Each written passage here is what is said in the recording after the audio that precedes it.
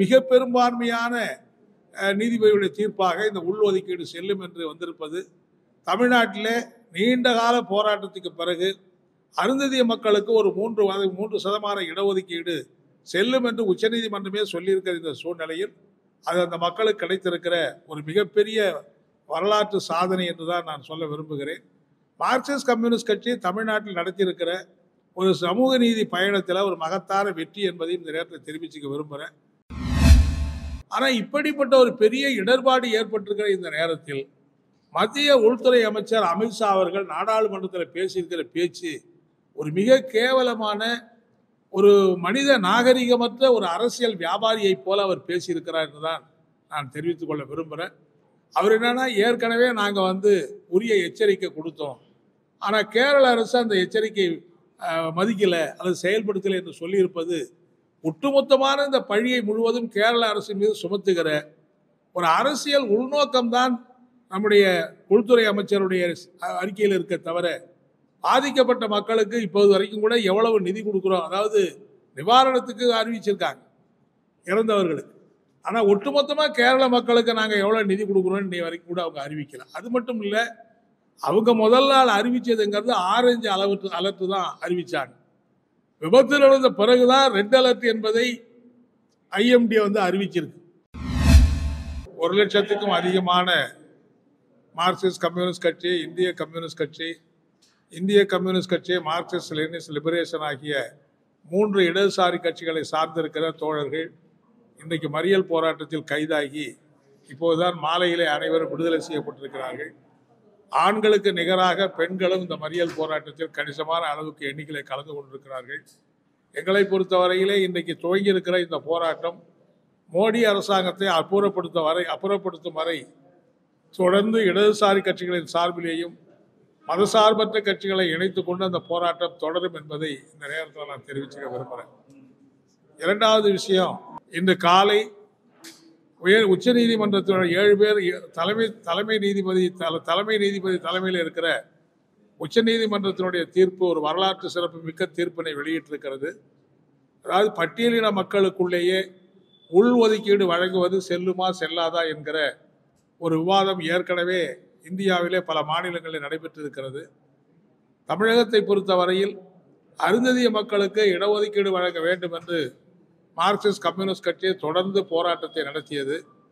2007 20,000 பேருக்கு மக்களை திரட்டி மாண்புமிகு தமிழக முதலமைச்சராக இருந்த டாக்டர் கலைஞர் அவர்களிடத்தில் ஒரு விரிவான மனுவினை கொடுத்து அருந்ததிய மக்களுக்கு 7% இடஒதுக்கீடு வேண்டும் என்று நாங்கள் கோரிக்கை வைத்தோம். அந்த கோரிக்கையுடைய நியாயத்தை ஏற்றுக்கொண்ட டாக்டர் கலைஞர் அவர்கள் ஓய்வு பெற்ற நீதிபதி ஜனார்த்தன் அவருடைய தலைமையிலே ஒரு குழு அமைத்து அதற்கான ஆய்வு அறிக்கையை பெற்றார்கள். அந்த ஆய்வறிக்கையின் அடிப்படையிலே அருந்ததிய மக்களுக்கு 3% இடஒதுக்கீடு என்பதை உள்ளடக்கி ஒரு சட்டத்தை தமிழக சட்டப்பேரவையிலே டாக்டர் கலைஞர் அவர்கள் நிறைவேற்றினார்கள். அதன் மூலம் தமிழகத்தில் இருக்கிற பட்டியலின மக்களுக்குள்ளேயே மிக அடித்தட்டு மக்களாக இருக்கிற அருந்ததிய மக்களுக்கு 3% இடஒதுக்கீடு என்பது கிடைக்கிற வாய்ப்பு பெற்றது. இதே மாதிரி ஆந்திரா, பஞ்சாப் போன்ற பல மாநிலங்களில் பட்டியலின மக்களுக்குள்ளேயே மிக மோசமான பின்தங்கி இருக்கிற மக்களுக்கு இடஒதுக்கீடு வழங்குகிற சில சட்டங்கள்லாம் வந்தது. ஆனால் அது தமிழ்நாட்டிலே அந்த சட்டத்தை எதிர்த்து, இந்த அருந்ததிய இடஒதுக்கீடு சட்டத்தை எதிர்த்து சில வழக்குகள் சென்னை உயர்நீதிமன்றத்தில் தாக்கல் செய்யப்பட்டது. அதே மாதிரி வேறு பல உயர்நீதிமன்றத்திலேயும் அந்த வழக்குகள் தாக்கல் செய்யப்பட்டது. இதையெல்லாம் எதிர்த்து, இதையெல்லாம் ஒருங்கிணைத்து உச்சநீதிமன்றத்திலே ஒரே வழக்காக மாற்றி உச்சநீதிமன்றம் விசாரித்தது. 7 பேர் அடங்கிய அந்த அரசியல் சாசன அமர்வு ஏற்கனவே விசாரணை முடிந்து தீர்ப்பு ஒத்திவைத்திருந்த அடிப்படையில் இன்றைக்கு அந்த தீர்ப்பு வெளியிடப்பட்டிருக்கிறது. அதில் அவங்க சொல்லியிருப்பது என்னன்னா, பட்டியலின மக்களுக்குள்ளேயே மிக மோசமான நிலையில் இருக்கக்கூடியவர்களுக்கு ஒரு உள் ஒதுக்கீடு வழங்குவது என்பது அரசியல் சாசனத்துக்கு விரோதமானது அல்ல. மாநில அரசுகளுக்கு பிற்படுத்தப்பட்ட மக்களுக்கு எப்படி இடஒதுக்கீடு வழங்க முடியுமோ அதே போல பட்டியலின மக்களுக்கு உள் ஒதுக்கீடு வழங்குவதற்கு மாநில அரசுகளுக்கு உரிமை இருக்கிறது என்கிற அந்த தீர்ப்பை வழங்கியிருக்கிறார்கள். அது மட்டுமல்ல, பட்டியலின மக்களுக்குள்ளேயே இப்படி இடஒதுக்கீடு வழங்குவது அந்த மக்களை பாகுபடுத்தும், அந்த மக்களுக்குள்ள பிரிவினை உருவாக்குவதற்கு உதவி செய்யும் என்கிற எதிர்த்தரப்பு வாதங்களை எல்லாம் நீதிபதிகள் நிராகரித்திருக்கிறார்கள்.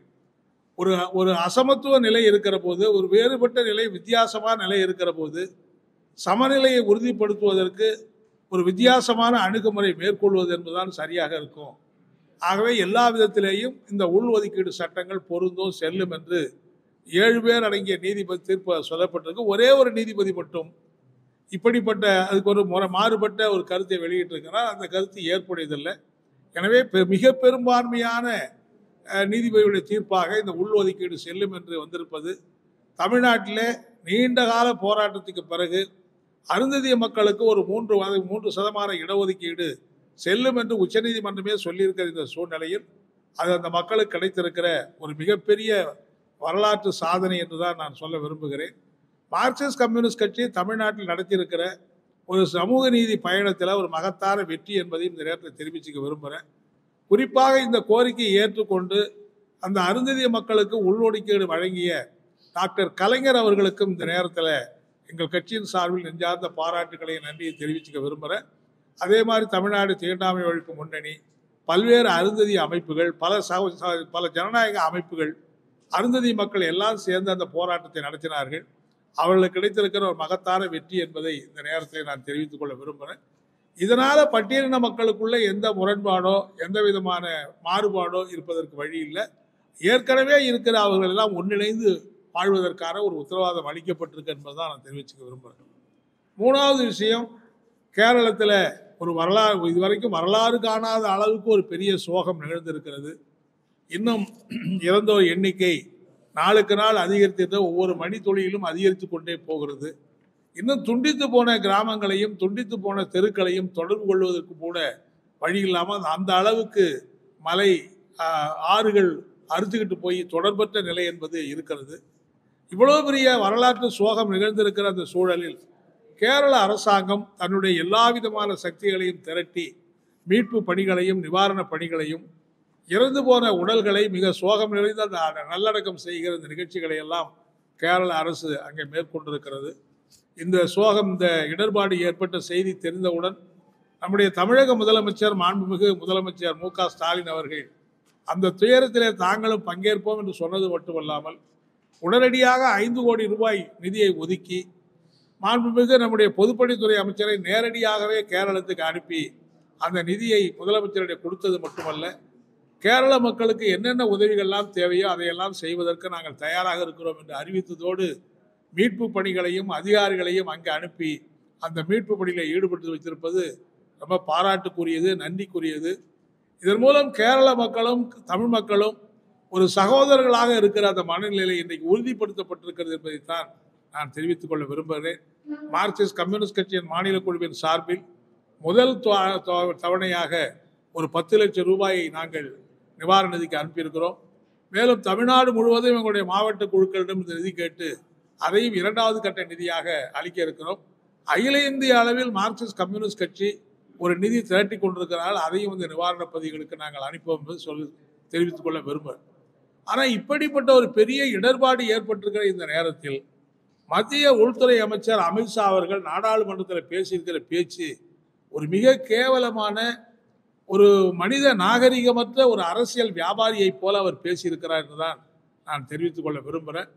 அவர் என்னன்னா, ஏற்கனவே நாங்கள் உரிய எச்சரிக்கை கொடுத்தோம், ஆனால் கேரள அரசு அந்த எச்சரிக்கை மதிக்கலை அல்லது செயல்படுத்தலை என்று சொல்லியிருப்பது ஒட்டுமொத்தமான இந்த பழியை முழுவதும் கேரள அரசு மீது சுமத்துகிற ஒரு அரசியல் உள்நோக்கம்தான் நம்முடைய உள்துறை அமைச்சருடைய அறிக்கையில் இருக்க தவிர, பாதிக்கப்பட்ட மக்களுக்கு இப்போது வரைக்கும் கூட எவ்வளவு நிதி கொடுக்குறோம், அதாவது நிவாரணத்துக்கு அறிவிச்சிருக்காங்க இறந்தவர்களுக்கு, ஆனால் ஒட்டுமொத்தமாக கேரள மக்களுக்கு நாங்கள் எவ்வளோ நிதி கொடுக்குறோம் இன்னைக்கு வரைக்கும் கூட அவங்க அறிவிக்கல. அது மட்டும் இல்லை, அவங்க முதல் நாள் அறிவிச்சதுங்கிறது ஆரஞ்சு அலர்ட் தான் அறிவிச்சாங்க.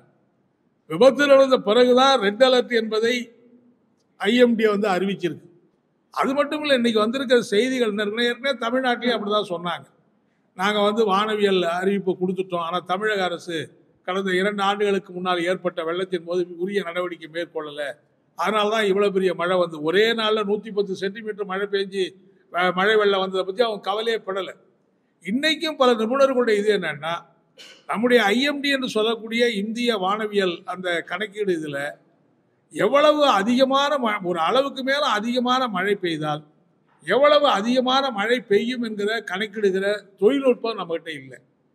அதே மாதிரி மலைப்பிரதேசங்கள்ல மலை சரிவுகள் ஏற்படுமா என்பதை பற்றி ஆய்வு செய்யக்கூடிய தொழில்நுட்பங்கள் உலகத்தில் வேறு பல நாடுகளில் வந்திருக்கு. ஆனால் இந்தியாவில் இதுவரைக்கும் மத்திய அரசு ஒன்றிய அரசு அந்த தொழில்நுட்பத்தை அமைக்கலை. எனவே இப்படிப்பட்ட மோசமான இந்த நிலைமைகளை எல்லாம் மத்திய அரசு கையில் வச்சுக்கிட்டு தவறிட்டு அங்கே ஒரே நாளில் 342 மில்லிமீட்டர் மழை பெஞ்சிருக்குதா சொல்கிறாங்க.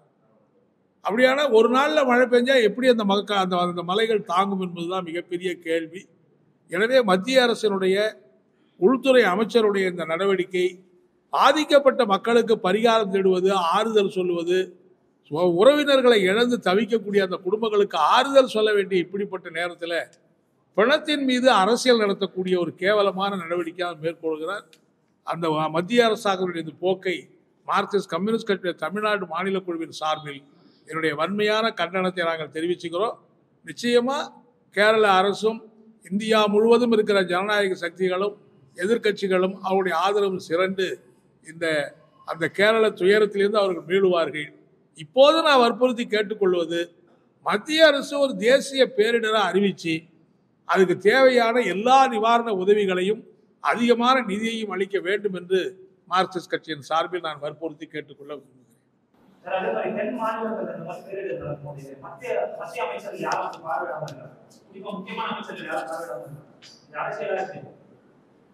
அது இந்த மாதிரி இயற்கை இடர்பாடுகள் வருகிற போது மத்திய அரசு அது ஏதோ ஒதுங்கி இருக்கிறது, அமைச்சர்கள் வராமல் இருக்கிறது, அதிகாரிகள் வராமல் இருக்கிறது, ஒதுங்கி இருக்கிறது, அல்லது போதுமான அளவுக்கு நிதியை ஒதுக்காமல் இருக்கிறதெல்லாம் ரொம்ப ரொம்ப வன்மையான மோசமான செயல். அதனால தான் சொல்கிறேன், இது அரசியலுக்கு அப்பாற்பட்டது.